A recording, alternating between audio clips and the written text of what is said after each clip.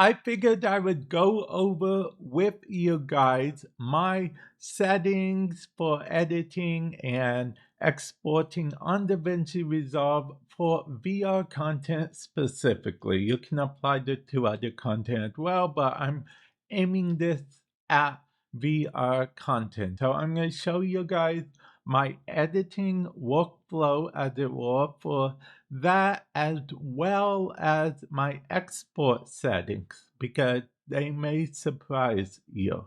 But let's start with my workflow, okay? As you can see, I have a bunch of tabs here for different timelines here, okay? Yeah.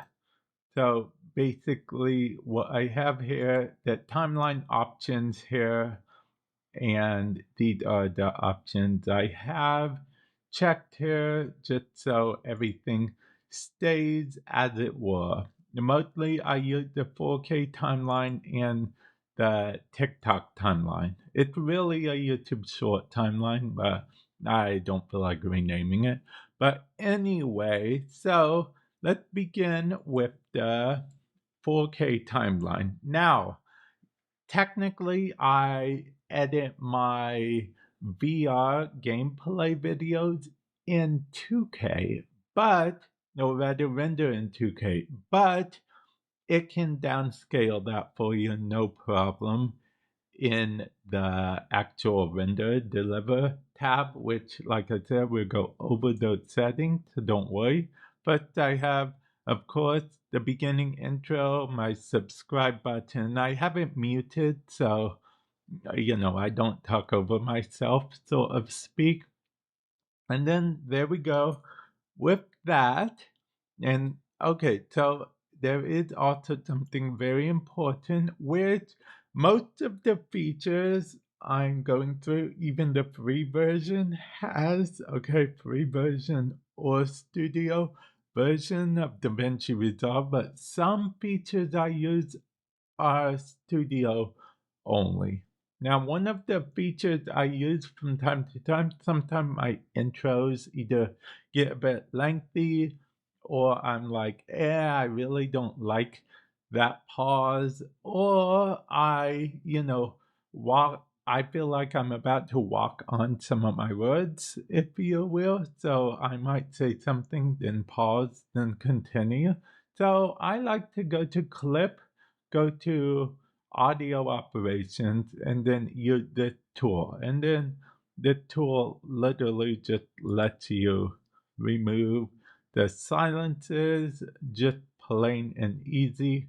Like I said, some of the features I use are actually studio, but most of them are free. And even the export settings I use are covered in the free version, because if memory serves correctly, the free version will let you go up to 4K. Okay, and we don't do 8K editing here. Okay, so, and then after I did that, oh yeah, I guess I should mention that I just drag and drop my footage, okay?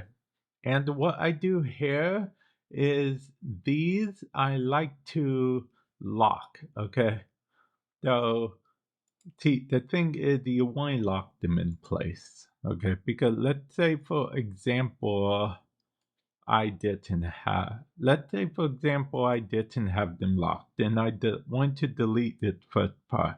Well, they would come over here, and if I deleted the first section, as it were, if they weren't locked, they would just get deleted in the section. But since they're locked, that's good. And then I have these up here. These are both locked and made it so silented. So, yeah. For those of you guys that don't know, I recently went on a whole buying CDs, physical media journey. So, feel free to check out that. I'll put a link to the video in the description below. But anyway, I digress, okay? So after you do all that, technically speaking, if you had some, if you had your face showing, and let's actually just bring this over here for the sake of purposes. So we have a face showing. Okay, that way we have an excuse to go to the color editor. And then what we would want to do is, I personally like just applying a lot sometimes to myself. Now, that being said, I actually have made the LUTs myself. Yeah. So I would apply this, for example. Normally, I don't apply LUTs straight on the thing. Normally, what I like to do is take an extra step. I'll show you guys what I mean. Normally, what I like to do is actually go ahead. I put it in my favorite to make it easier, but it's actually just an adjustment clip. I like to put the adjustment clip on the, thing that I'm adjusting, of course. And, I just make it there. And then I'd select this, then go to the color thing, then apply the LUT. That way I can sort of see a before after type thing, if you will. And of course, if you want the LUT only to apply to a certain area, and then you can sort of turn it off and on, see how you like it best and whatnot. And then after you're done editing, you might want to add an end screen, or play around with your audio or whatnot. Maybe the mic was too close or too far away, or you want the in-game volume to be louder. And then after you're done with all that, we would go to the deliver page once you're happy and have everything that you want.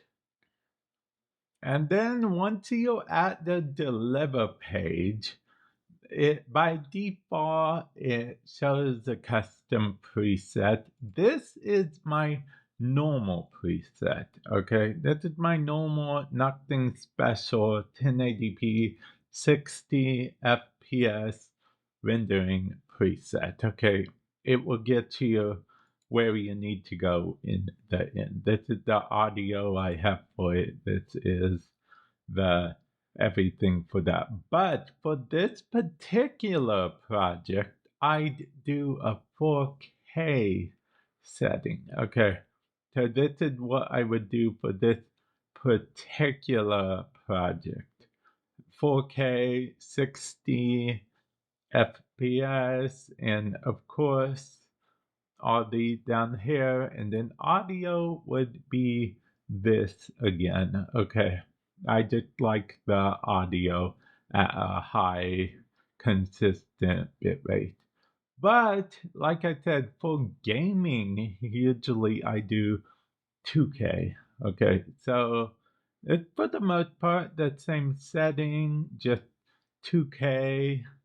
And then, of course, if I were to want to clip it into like a bite-sized clip or whatnot, I'd go to the vertical timeline or whatnot, and then clip it how I want it. Go to the deliver page again. This one I change to custom and probably use vertical, or because I don't actually have a TikTok setting anymore, but DaVinci Resolve has a huge vertical setting, so in a pinch you can use that option as an option. And of course you'd name it, then hit export, and then bada bing, bada boom. And yeah, those are my settings. Hopefully this has helped you.